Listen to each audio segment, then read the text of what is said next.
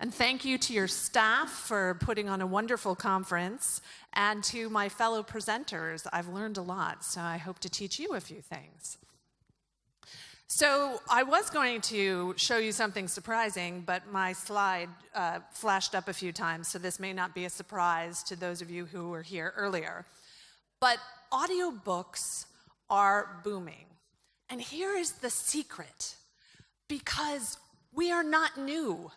I started in this industry 20 years ago, and at that time, digital audiobooks already existed and were starting to sell and become part of the market. So when ebooks rose, we all yawned. We said, we've done this before, we know about digital, we know about metadata, but still no one paid attention. When I would say what I did for a living, I would say audiobooks, and people would look at me strangely. And then I would say books on tape, talking about the cassettes, and they would say, oh yes, I took one out from the library one day. That's very interesting. But what happened when we hit the digital world is that we started to grow. And I'm sure that every single one of you has in your pocket a smartphone. And when Apple came out with the iPod and they formed a partnership with a major retailer, things started to grow. And then when the smartphone showed up, and now we all carry that computer in our bags and in our pockets, things started to grow. And in fact, this is only 5 years of data. If you go back 1 year further, you will see the same type of data. 6 years of double-digit growth in both dollars and unit sales.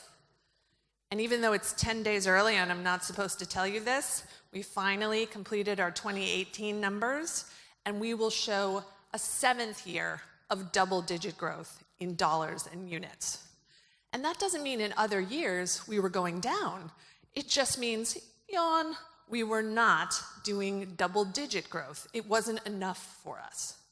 So we've been very excited to share this information, and for suddenly everyone to say, audiobooks are booming, audiobooks are hot. Please come speak at our conference. We like this. Now here's something that I want you to think about and remember. So we do a sales survey as part of the Audio Publishers Association each year. This is an association of publishers who create audiobooks. We also have narrators who read the audiobooks, and retailers and people who produce audiobooks as members. But we focus on publishers. And we ask them, what did you sell this year? And they send all the data to a third party who aggregates it, so we don't know anything that we shouldn't. We put all that data together and we show that double-digit growth in dollars and units. But we also show what's been happening in genres. We just started asking about genres in the last 2 years. Now, no surprise, what sells really well in print? Mystery, suspense, thriller. Well, that matches in audio as well. But remember, this isn't necessarily going to match other things I'm going to talk about later. Now, let's look at the second most popular genre, science fiction fantasy. And we say that, and people say, wait a minute, I don't sell as much science fiction and fantasy in print or an ebook as you sell an audiobook. Why is that? Well, the major retailer in the United States has set up what we call a credit subscription model. So you pay $14.95 and you get one book each month. And if you're a smart and thinking person, you're going to want something that's really long. What books are really long? Well, let me tell you folks, science fiction and fantasy. They're also great to listen to because so many of the words are made up. You don't know how to pronounce that name or that city or that planet. Let the narrator do it for you. It really helps. And then romance. People love to read romance, whether they read it with their eyes or their ears. Tons of romance happening out there. And in fact, plenty of erotica. We don't separate that out, but erotica has been something that's done really well in the US. And narrators now have 2 identities. They have their personal name, and then they have their pseudonym. They don't want anyone to know who they are when they're reading erotica. The listeners pretty much can tell, so they get outed all the time, but it is fun to kind of figure it out. Now, this is data from 2017. For 2018, we asked the same question in a little bit of a different way. So when we release those figures, that will change a little bit, but it's all very exciting. So the big thing that happened this year, which we've been crowing about for a couple months now, is that we actually do, in addition to a sales survey, we do a consumer survey. And that consumer survey reaches out directly to the listening public and says, hey, what are you listening to? Where are you listening? How do you listen? Before our survey came out, and we work with a company called Edison Research. They're kind of the big audio company in the US. They deal with smart speaker research. They deal with podcast research. So they asked a question in their survey that they do with Triton Digital called the Infinite Dial. And lo and behold, 50% of the US population, 12 and up, said that they had listened to an audiobook ever. When I started in the industry, this was maybe 20% of people. In 2018, only 44% of people said that they had ever listened to an audiobook. We took a huge leap. So now, half of the American public has listened to an audiobook. Well, this shows us we have plenty of room to grow.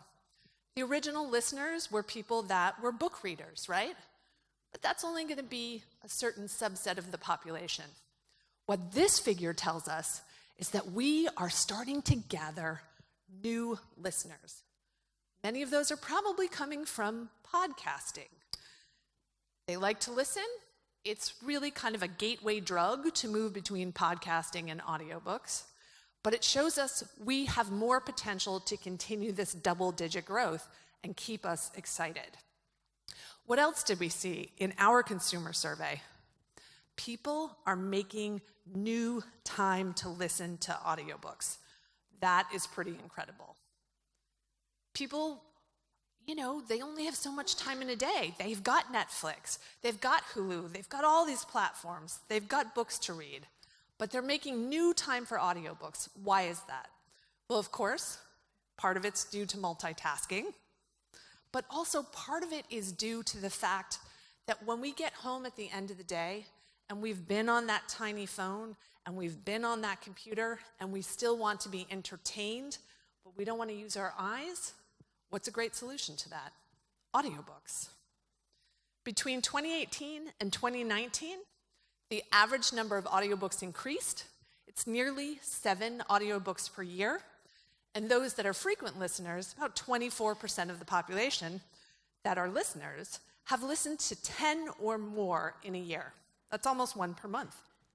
We like that. So where and how are they listening? One of the things that we ask in the questionnaire is, what device have you listened to on audiobook on ever? Smartphone. No surprise. It's up there. It's number 1. Then we also have at the very bottom something called the voice-enabled wireless speaker. This is what we call a smart speaker, your Amazon Alexa, your Google Home. The first time we put this on the survey, 19% of the people said that they had listened on a smart speaker. The next year it went up to 24%. We're back down to 19%, but it shows us that there's another place where we can be gathering listeners, and it's in the home through this particular device. Now also keep a very close eye on this Bluetooth connected through a speaker. That has a wide meaning. That could mean you're at home, you put on your Bluetooth headset, you're listening off your smart speaker or off your phone, or it could mean that you're in your car using a Bluetooth connected device. It has a wider meaning. So one of the things we wanted to know is not just, I'm gonna go back. Go back to, there we go, to the smartphone there. The one thing I wanted to add on this is that 47% of people said that they listen the most on a smartphone. So it is still kind of number 1, which goes against some of the other things about where people are listening. All right, this is where things got a little bit crazy this year. So I remember, I'm going to think back and sit back for a moment and think back to 2010. We decided we were going to get together, all the big publishers, and we were going to have a focus group. We were going to put people behind a wall with a moderator and ask them questions. And we asked them about their listening habits, and we learned some interesting things.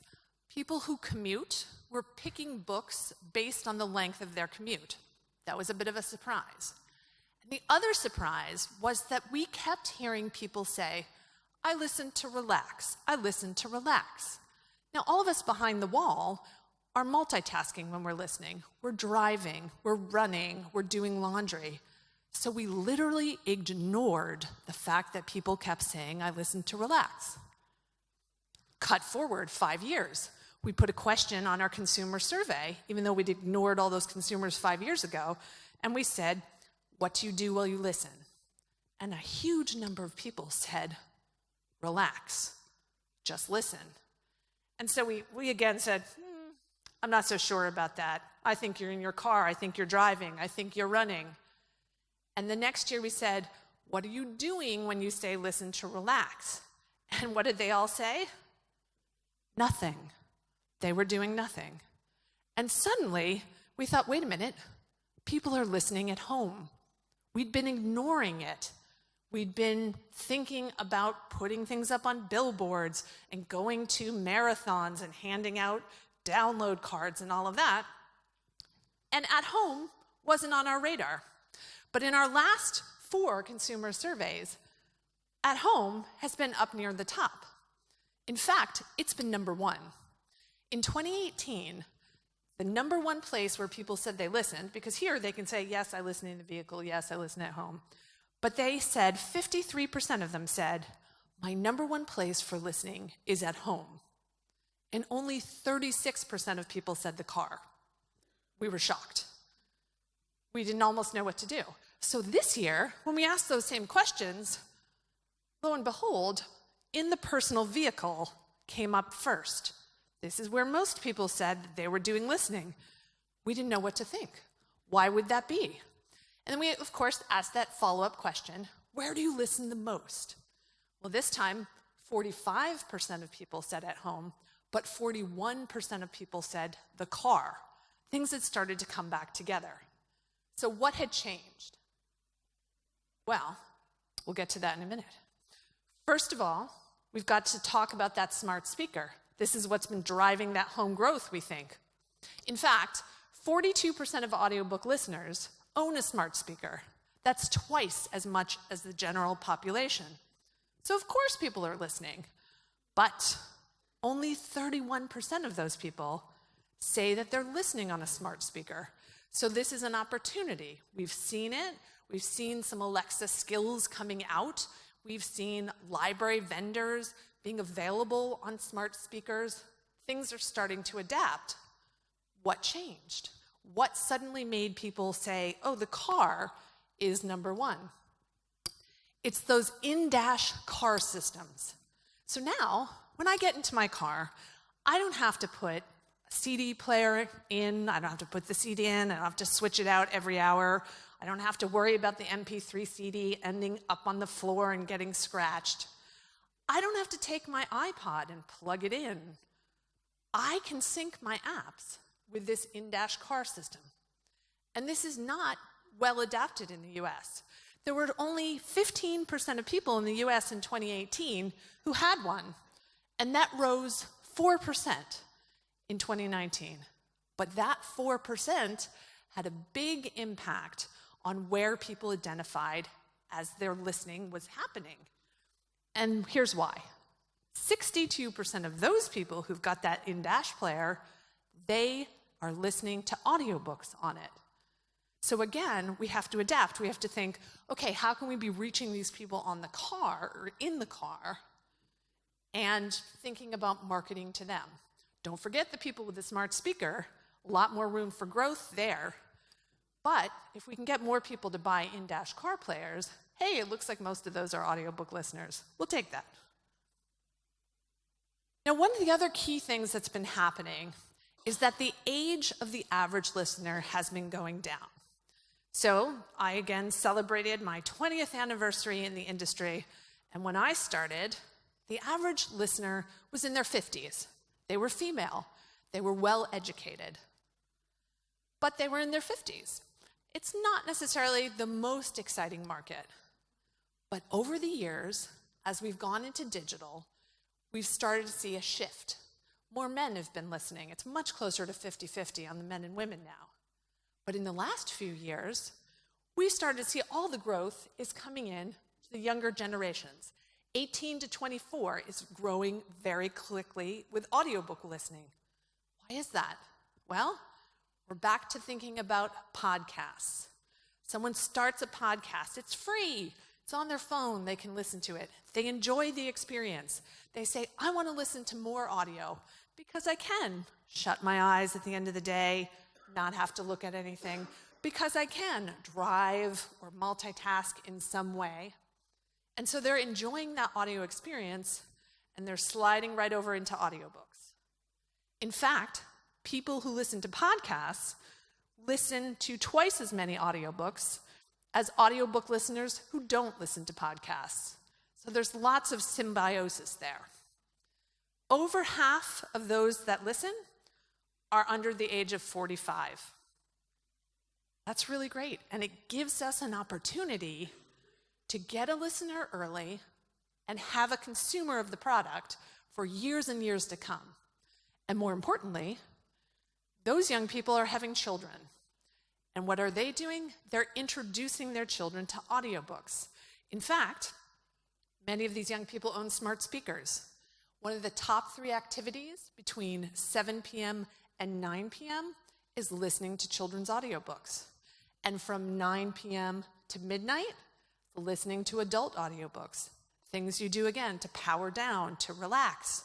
All that stuff that we didn't buy 10 years ago, it's helping us now. Now, remember, we talked about the genres. What we showed the publishers selling, mystery, suspense, thriller. Well, we also asked the consumers, what's your favorite genre? And you would think that they would match up pretty closely.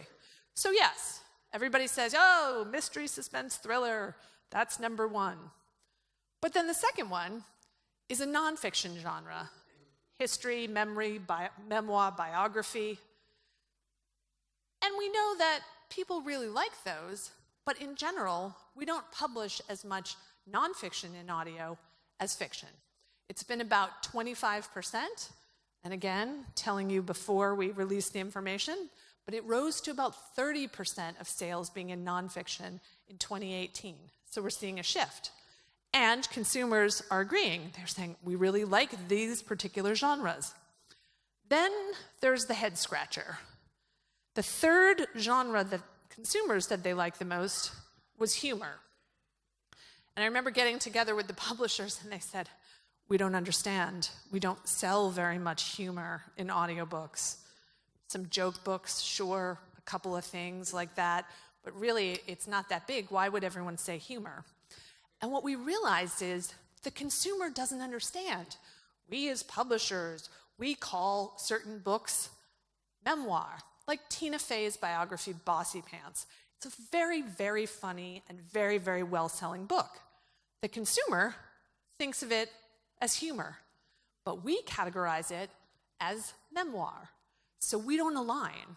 So there's an opportunity there for us to recategorize some books, make sure that in addition to being memoirs, they're also humor. We can adapt to what they're thinking. And so much of what we've heard about in the last 2 days is about how important data is. I've been working for the last 2 years to try and pull together global data on audiobooks.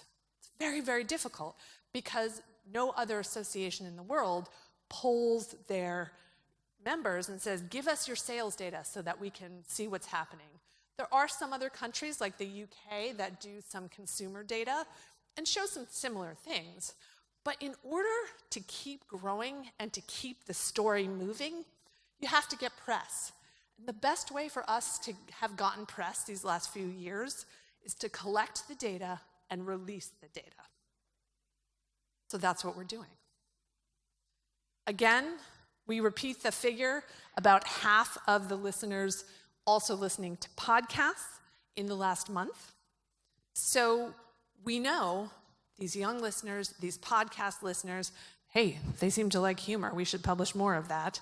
All of these things are things that we can bring together and feel and think, how do we use the data to adapt? Now, the other thing that's happening in the market, which we haven't really talked about here, is how much is being published. Again, 20 years ago, each year, there were only about 2,000 audiobooks published. Well, we started to see some changes in the market. We now have ways for authors to publish audiobooks themselves through do-it-yourself platforms. And when that happened, and authors started to make some of their own audiobooks, publishers paid attention. They said, we see that other people are doing this. Perhaps we should make more. And each year, everyone's been making more. So between 1999 and 2018, we went from publishing about 2,000 audiobooks per year to publishing over 40,000 audiobooks per year. And it's all been happening really in the last 5 or 6. And most of the audio publishers will tell you they have doubled their catalogs year on year many times without ever doubling their staff. So we've become very efficient, and there's ways in which we can do this. In fact, one of the big changes is in production. It used to be that you would take a hardcover book and you would break the spine and you would photocopy it and you would put it in the mail or FedEx and send it to a narrator. And they would prepare the script and they would sit with a music stand and record it in a big studio, flipping each page, and each page flip made a noise, and someone had to edit that out. So that all took time to photocopy it, time to mail it, time to, practice on it, and then time to edit it. In a digital world, we've become much more efficient. So now we get a digital copy of the book. We can send that immediately to a narrator to prepare. And many times now, they don't go to a professional studio. They have a studio in their house. So they can record before their kids go to work or to school, before their husband comes home from work or their wife comes home from work. They have an opportunity to cut out the commute and to be very efficient in the recording. Now, not everyone should be or could be recording at home. It's very helpful if you have recorded a number of audiobooks in a studio. If you've done a lot of this, you're much more proficient at recording at home. But it's really changed the nature of how we do business. And we're producing a lot more because we're being a lot more efficient. So what's changed in the market? Well, 3 very important things. We've talked a lot about these demographics. People are getting younger. Listeners are getting younger. What should we be making for them? It's made us a lot more kind of experimental. Publishers, now that they're making money on audiobooks, are not necessarily sticking to books. We're not the Audiobook Association. We are the Audio Publishers Association. There are companies that record graphic novels. There are companies that record plays. There are companies that make a lot of original content that is designed really just to intrigue the listener and hope that they will listen to more. And part of that experiments, it's because we know that younger people are listening, and we know that they are listening to podcasts, and they are probably more willing to try something different and new. So we're responding to that. That other change is the thing we still struggle to believe. Yes, people listen to audiobooks to relax. How can we make that work for us? So a lot of the marketing now is designed to think about, oh, hey, I like to craft at home. I like to garden. Kind of relaxing activities that I do at home, even if I'm multitasking. Those are things that we think about when we market, and that's because of data. And then the other big thing is author investment. 20 years ago, authors had no idea if their title was produced in audio. People would ask them about the audiobook, and they would say, oh, I had no idea that my title has an audiobook at all. Today, the number one question for many authors is, can I please narrate this? Okay, that can potentially strike fear into a publisher's heart. It's a very specific skill to narrate an audiobook. In fact, recently, I've been listening to a number of audiobooks narrated by people who do podcasts. You would think, oh, they're talking, it's very similar. No. Reading something is very different than just bantering. And oftentimes, people who record podcasts struggle to read their own audiobooks, at least in my estimation. They could use a little bit more work. So the publisher has to be very careful with the author. There are some authors who are perfectly talented and good at reading their stuff, but they don't necessarily understand how much work it takes in a studio. So we work with them to make sure that they have a director and an engineer and everything that they need. And oftentimes the publisher will ask them to audition and then share their audition and maybe a professional narrator's audition and say, which one would you choose? Let me tell you, it's not usually the author choosing themselves. In a nonfiction situation, very different. There are lots of cases where a nonfiction author should in fact read their work. Again, oftentimes not very easy, but we get them through the process. But at the very least, they're making sure that their title is available in audio. They're asking to be involved in the casting. Or, if the publisher does not produce an audiobook, they're asking for the rights back and doing it themselves. They discover it's not as easy as it sounds, but they really want to make sure it's available in audio, and not only available in audio, but available in audio simultaneous with the print book. That's an opportunity to market an intellectual property. Not to think about format. Don't think about print book versus ebook versus audiobook. Think about the author brand, the title. Those are the things that the consumer is looking for. One day they might be in the mood for an audiobook, another day they might be in the mood for a print book. Why not make it all available to them so that that reader has the opportunity to choose which format works best for them at that moment? So key market drivers. Again, I've been working on this survey of global audiobook listening for 2 years now, really trying to gather data because there's so much happening around the world. And one of the big things that's happening is retailers are popping up all over. And when a retailer comes into a new space, especially if they're not in an English language space, they are encouraging the creation of local language content. Some of them are producing it themselves. Some of them are going out to publishers and saying, hey, we're going to be selling audiobooks. You should have some available. And this local language content, married with a local language retailer, helps introduce people to the format. So we're seeing a ton of growth in China, for instance, and in Europe, where retailers are coming in, they're getting publishers to make content, and they're selling it. And in China, only in the last 2 years have people actually been selling content. We think about China and piracy and giving stuff away, but they're actually selling it successfully. Now, all of this is in part because of technology. In markets like Germany and the UK that are fairly mature, they still have a big base in CDs. But in new markets, no CDs are being produced. And interestingly, in markets where there's heavy usage of the CD still, we see a lot happening with children's audio. So children's audio is hanging on in places where the CD exists. Oop. Back one. There we go. Okay, this is my favorite slide. It was very hard to put together. So 5 years ago, this would have had 2 things on it. Really, one in the library market in the US and one in the retail market. And that would have been it. This is a slide of about 40 different retailers and library vendors for audiobooks. I can't fit them all.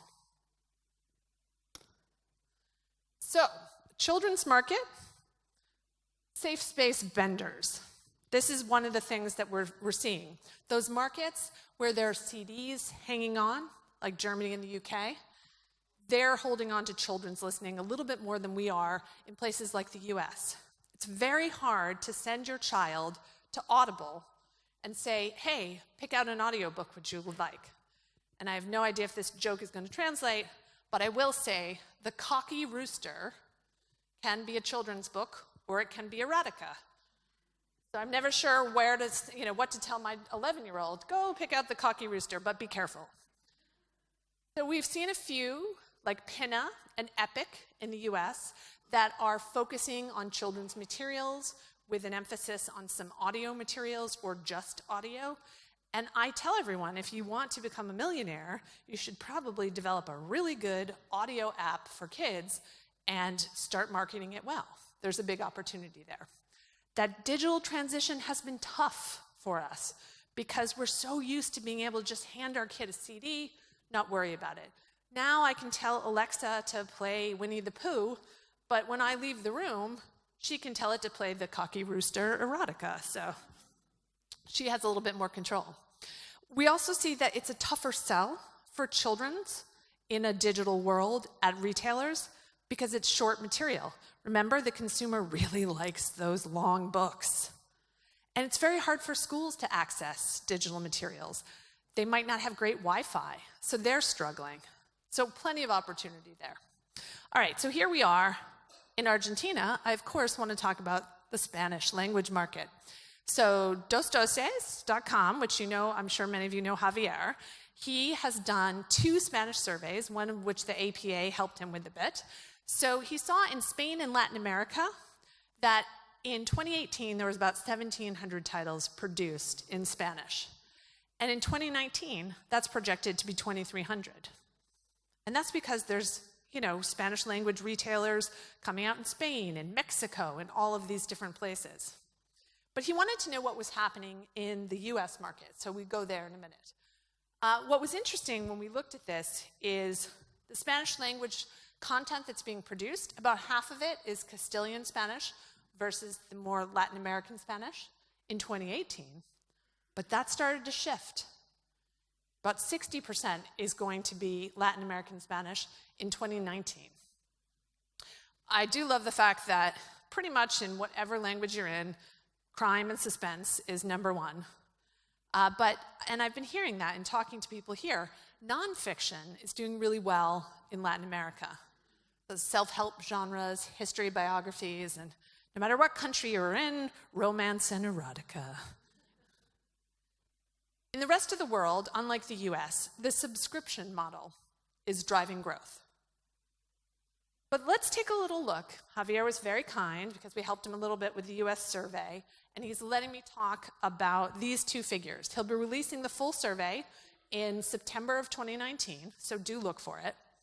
But in the US, only about 25% of Spanish language titles are produced in the Castilian accent, 75% in Latin. And he's estimating the market size is about $9 million US in 2019. So look for that survey coming soon. All right, so what we've learned is that we have lots of room to grow in the home, in the car, lots of room to grow. And what we've also learned throughout the world, because we're starting to see it elsewhere, is that when you produce more content, you get more listeners. So making big catalogs helps. I always tell new publishers in the US, until you get to 50 titles, you're not going to have enough to make an impact. So try to get to 50 very quickly, so you've got that backlist, it's working for you. And we've seen it in the US. As we've started to produce more and more and more people can find something that they like, so they listen and they tell their friends. And of course, audiobook format is growing in a multitude of business models. It's been very much one way in the US, but that's starting to change. All right. My email address is here, so if you have any follow-up questions, please feel free to send them, but I'm happy to take an audience question or 2.